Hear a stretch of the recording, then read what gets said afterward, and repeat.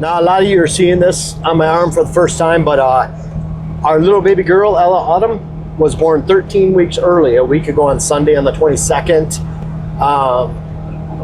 Had to have an emergency surgery with Jen. Jen is doing fine, really tough on her, very invasive. Ella is doing as expected. She's 1 pound, 10 ounces. She stayed within 7% of her birth weight so far. She's progressing like they expect her to, so all very good stuff. I have some other updates and other videos, but appreciate your prayers, everyone that's reached out to us. And we have a saying in our family now, so far, so good. So a lot of prayers have been answered to get us to this point, and we really appreciate your support. But we're out here for a reason, driving around the property. You know, I love getting out here this time of year. We're going to what I would consider one of the most overhyped tree planting, shrub plantings that you can plant on your property, and we have them planted on our property. So it's there's a time and a place for everything. Everything's a tool and can be used in the right circumstance, but I really want to get to this out here and show you what I think is one of the most overhyped, overused, overplanted trees that you can plant, unless you do it the right way, in the right circumstance. So let's go take a look at that. Well, this is shrub or tree number one. And I'm not saying it's number one on this list, but this is red osier dogwood. Now, don't take me wrong. People take what I say out of context all the time, because they hear me say one thing, but they take it out of context, so they don't say, you know, what's next. Red osier dogwood is an overplanted shrub. I am not saying not to plant it. We obviously planted on our property. You can see the lengths that we've gone through to make sure that these have success. We fenced it in completely. The great thing about red osier dogwood is deer like to eat it. That's also the bad thing, in that you have to fence it to plant it. Red osier dogwood is an incredible shrub that deer love to browse on. Now, if I want screening, I'm going to plant, meaning I'm screening myself from deer, I'm going to plant more like silky willow, where it's a willow bush that has 5 times the shoots that a red osier dogwood does. It holds its leaves longer than red osier dogwood does into the fall, into December, January actually. So it produces a lot thicker bush, a little bit taller, a little bit wider, and way more stems, and holds its leaves longer. So if I'm planting for screening, I'm gonna use silky willow. If I'm planting for wildlife, in this field right here where we're planting diversity pockets and we want shrubs to take over that deer are actually gonna browse, then red osier dogwood is on my top list. Just heard a rooster cackle in the background, pretty awesome. And that's what we're trying to do here.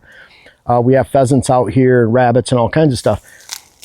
Red osier dogwood is a great tree, but you know, I've been talking about red osier dogwood for 15 years, instructing people to plant it. It has its place. It's a tool.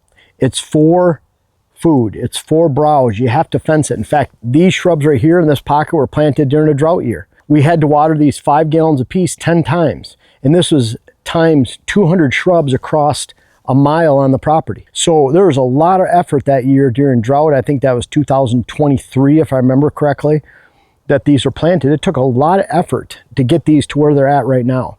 We're at that point now where we'll take down the fence, we'll take down the landscape matting in here, and we'll just let these go. Even if deer eat them back quite a ways, they're not going to kill them. Once they're established, they're incredibly hardy. Deer can eat them back, they'll eat them. I'm going to talk about some more shrubs and trees here in a second, but they're very hardy. Deer can eat them back, they'll grow back, but you have to protect them. When you first plant them, they're very susceptible to drought. You can plant them even on drier soil, but they have to get established over a 2 or 3 year period. If they don't, they die. If you don't water them, they die. If you don't fence them, the deer eat them. If there's too much water in the location, they get drowned out that first year. They can take lots of water in year 2 and 3 and beyond, but they can't take water in that first year or they drowned. So you have to have that perfect balance of water. When we plant these, when we plant red osier dogwood, if we're not getting rain, We might wait 1 week to 2 weeks at the most, and then we're watering them, 5 gallons per tree. That keeps them going. We had 85% survival that year with all our shrubs combined. We forgot to water them, the first 12 of them in one spot, the first time we watered, and we lost all but 1 or 2 out of those 12 because we didn't water it that first time. That's how critical it was, just to keep them going. So a great shrub, probably the best. Like when you break these, and even right now, they just bend right over. They're very soft and supple. Deer love chewing on them. They have almost an apple flavor. They're very good. I've heard of people making tea out of them. They'll stay green even during the middle of winter, the dead of winter. There's moisture in these, and they're very pliable, very flexible. Just see stems, and so you can tell. I mean, deer like to eat these. They're not like some really super hard tree or shrub. Move on from here, but I love planting these. I want you to plant them. Just do them right in the right location, right purpose.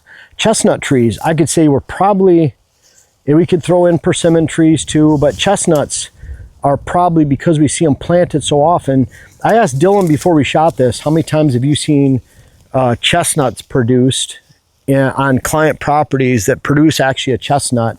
How many times have you seen that, Dylan? Very, very rarely. I would say less than 5 for sure cases. Out of hundreds of properties. Out of 300 properties. Yeah. So the point is that when we get up here, especially north of the northern Indiana, northern Ohio, northern Illinois, north of Iowa line, then chestnuts are pretty much towards our northern window where they're not going to produce much. The problem with chestnuts in general, and I've had this down in West Virginia, southern Ohio, they're producing those chestnuts at the beginning of archery season, and that's about it, or before.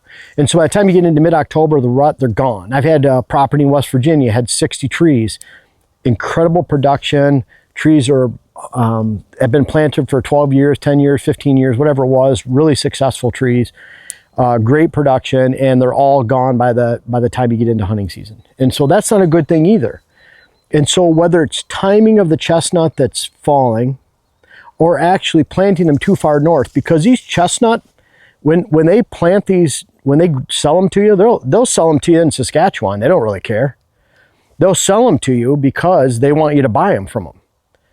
So they're happy if you buy them, even if you're in a location where you probably shouldn't plant them or you don't have much of a chance. Now, if you're planting them, say in southern Michigan, southern Wisconsin, southern Minnesota, even northern Illinois, southern New York, northern Pennsylvania, northern Ohio, you plant them on the downwind edge of a woods, meaning the southeast edge, where you get plenty of sunlight and you get a break of wind from those northwest winds.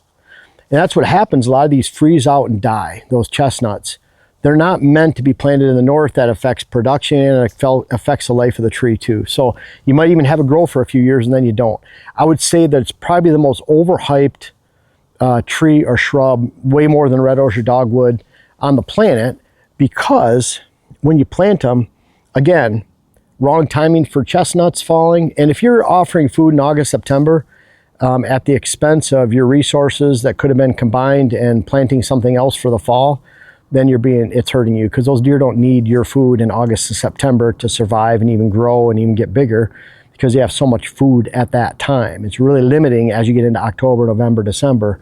And so wrong timing, wrong areas that are being planted, and we see it over and over and over again. Dylan was even talking about how he'll go to a property and they're excited to show him the chestnut trees they just planted.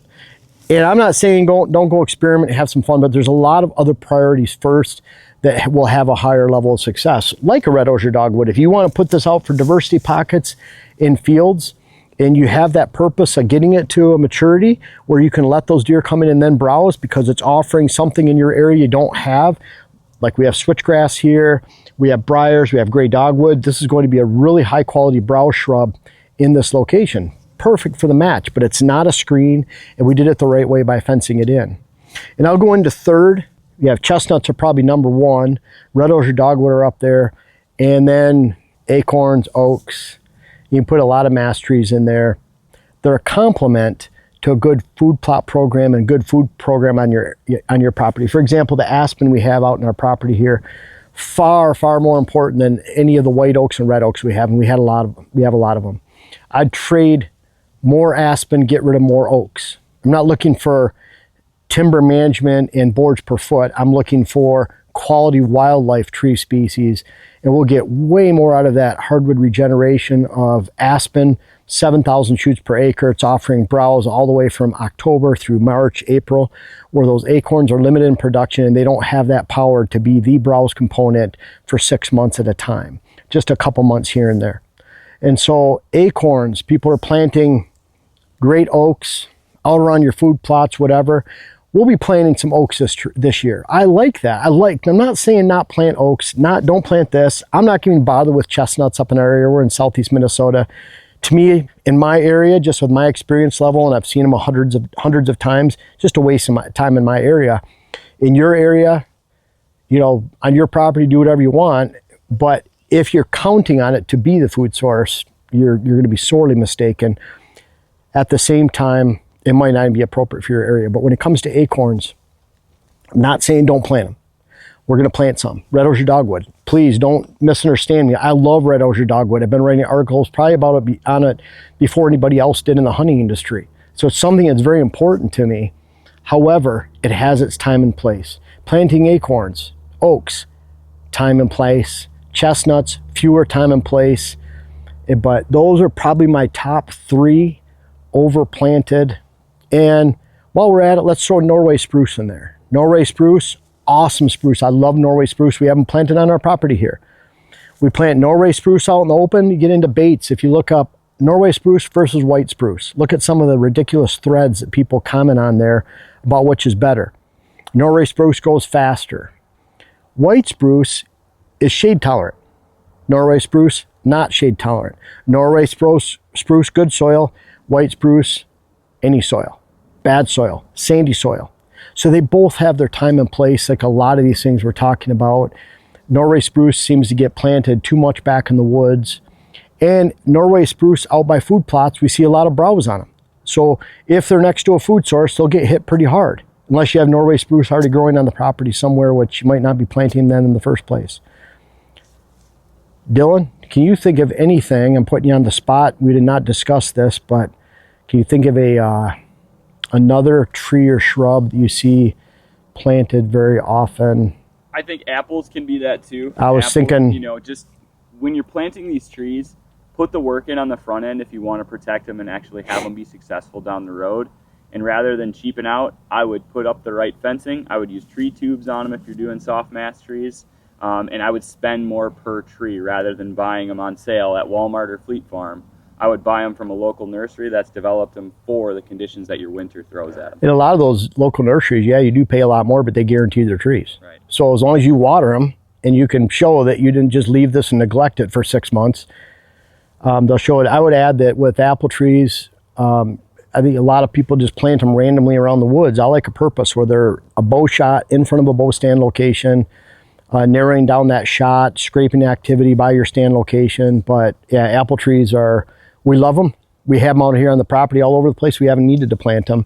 I love them. But a lot of times, and I think they take so much work, whether it's any of these trees. You know, we didn't plant these year 1. We planted them 3, 4, 5 because we want to establish that foundation of your access, your movement, deer movement, food plots, water holes, mock scrapes, stand locations, set that framework of your property. These are some of those interior finishings that can be excellent. With the exception, silky willows can be great screens. The deer don't eat them. They are very prolific in growth. They grow a lot faster than these red osier dogwoods. Like I said, they hold their leaves longer. They have more stems, so they're a lot more full. But consider what you're planting and where. And I think a lot of these overrated, overhyped shrubs and your potential of getting sucked in and spending too much money, time, wasting resources on them goes away. Just look at the purpose, understand them a little bit better, and you'll understand why red osier dogwood is actually one of my favorite shrubs or trees to plant, even though I believe it's one of the most overplanted, overhyped, overused shrubs out there. Hey guys, thanks a lot for watching. We're getting our first taste of spring. It's supposed to be 51 degrees today, still middle of the winter, but we're thinking about habitat. We're thinking about food plots, planting with Pure Wildlife Blends, our seed company. We're thinking about our web classes, books. Even if you can hire us, we still have a couple spots available for this year. So check out the website. Really appreciate you watching. We have a lot to offer, and I hope it can help you out this year.